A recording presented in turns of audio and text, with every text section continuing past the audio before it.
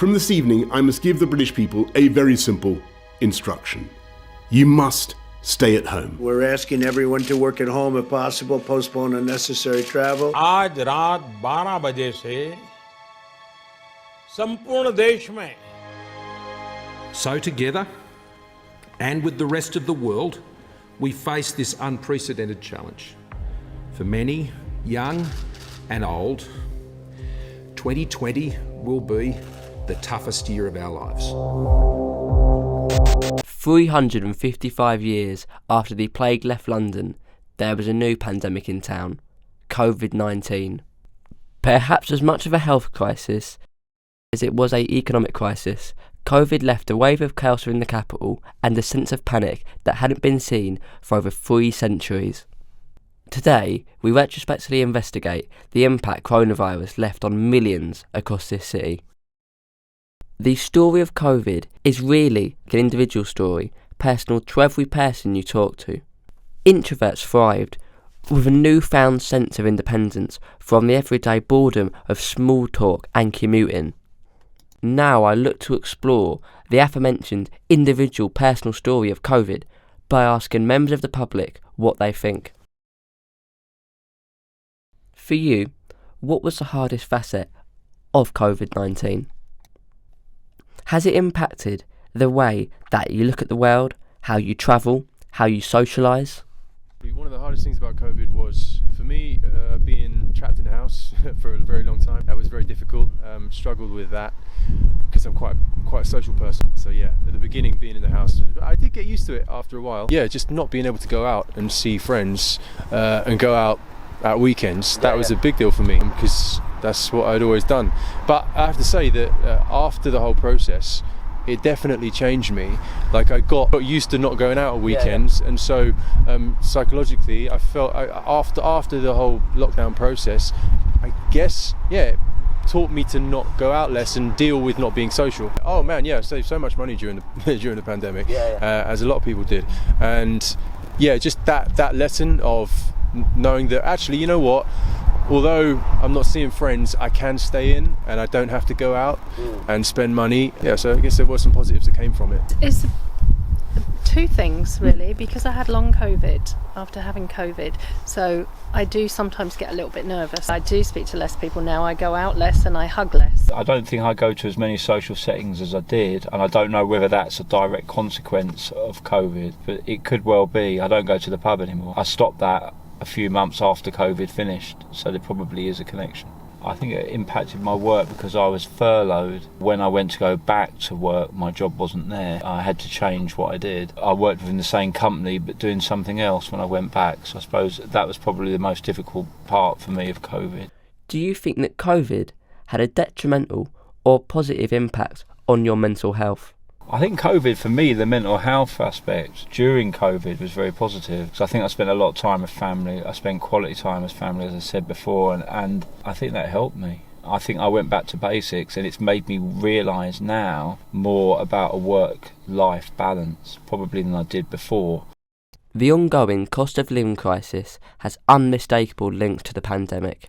As the state of the ongoing effect on the economy shows, coronavirus caused mass unemployment within the capital, with 229,000 being forced to leave regular employment and unemployment rising 7% across London, causing a substantial lack of investment on both a national and local level, which in turn laid the groundwork for what is now the cost of living crisis.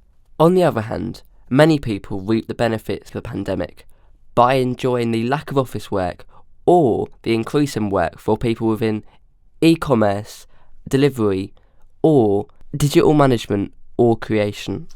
In the next interview segment, we meet the people personally affected by this. Has COVID infected your now working environment? Could you tell me your job?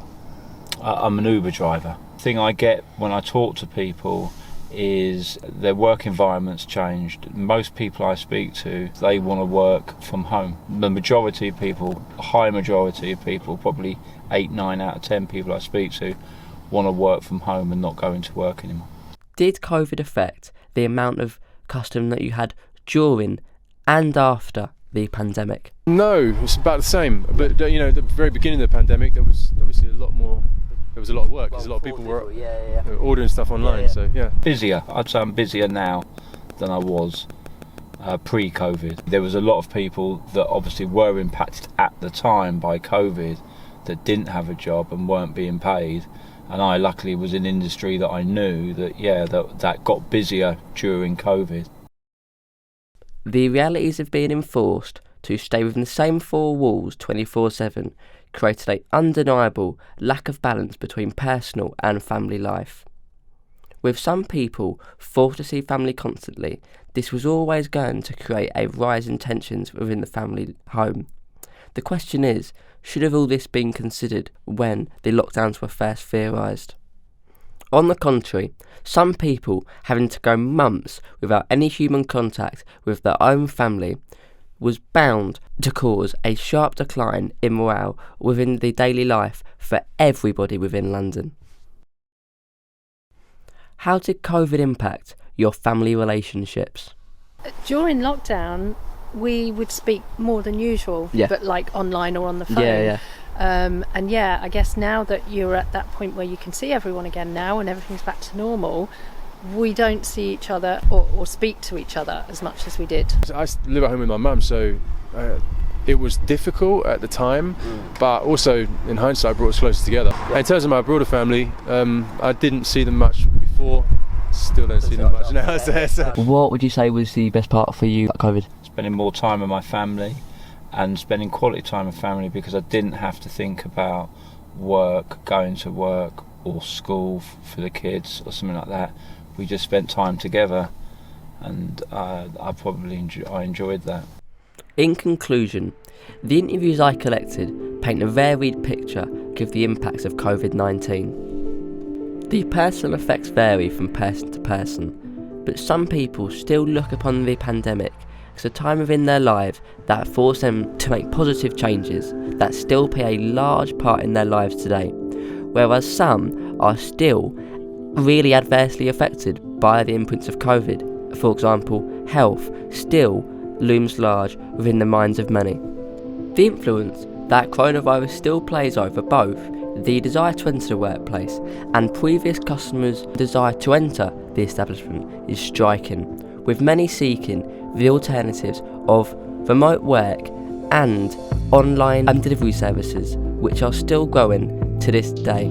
Finally, the repercussions that lockdowns had on families seems to have had a fight or flight effect. There were reports of a severe rise in domestic incidents within the home, with NHS England reporting that general online support lines and web chats usage had increased by a staggering 53.9% and 74% respectively. These statistics would suggest an inconceivable rise in violence in the home, caused largely by COVID-19 enforced lockdowns.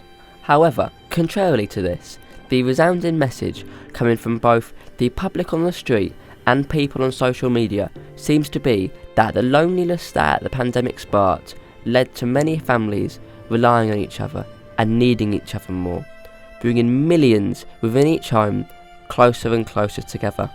As I bring this documentary to a close, in the answer of will London be the same again? No it won't, not as we knew it, but hey, maybe that's not a bad thing after all.